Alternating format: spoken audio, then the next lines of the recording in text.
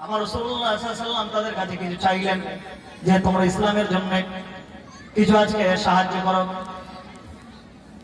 মুসলমানেরা যা যে পারলেন তা কিন্তু সাহায্য করতে লাগলেন।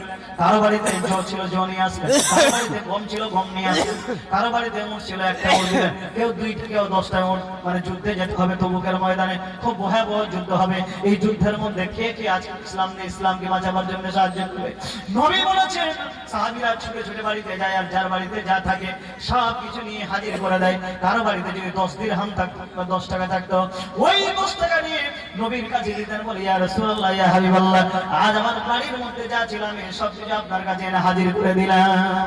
সুবহানাল্লাহ। সব জায়গায় সন্ধ্যার সময় আমার নবী যারা যারা দিয়েছে সব কিছু দান নিয়ে আমার নবী 2 হাত উত্তোলন করে দোয়া করবে। এমন সময় আব্দুল্লাহ সুলবাসদান বলছেন, হুজুর আজ আমি আপনার কাছে একটা কথা বলতে চাই। বলে, আব্দুল্লাহ রে, কি তুমি আমার কাছে কি কথা বলবে?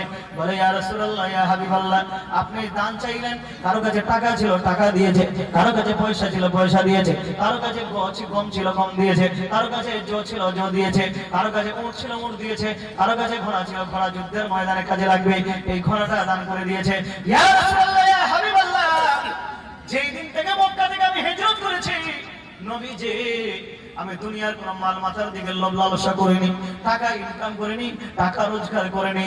আমি জানতাম আপনি আমার জন্য কাফি, কারণ নবীর যারা হয়ে যায় তারা আল্লাহর হয়ে যায়। জোরে বলুন সুবহানাল্লাহ।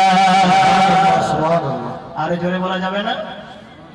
আরে জামানা দিবানা ও গো মায়া মিনা, জামানা দিবানা ও গো মায়া মিনা, তোমার লালের নাই তুলনা, মা গো তোমার লালের নাই তুলনা।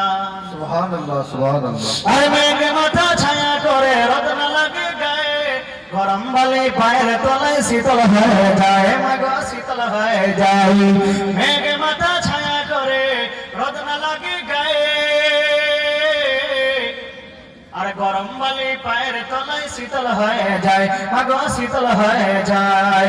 নূরানি বদনে হাওয়া চলে সনসনে, নূরানি বদনে হাওয়া চলে সনসনে, খেজুর পাতা হেলায় সব ডানা, মা গো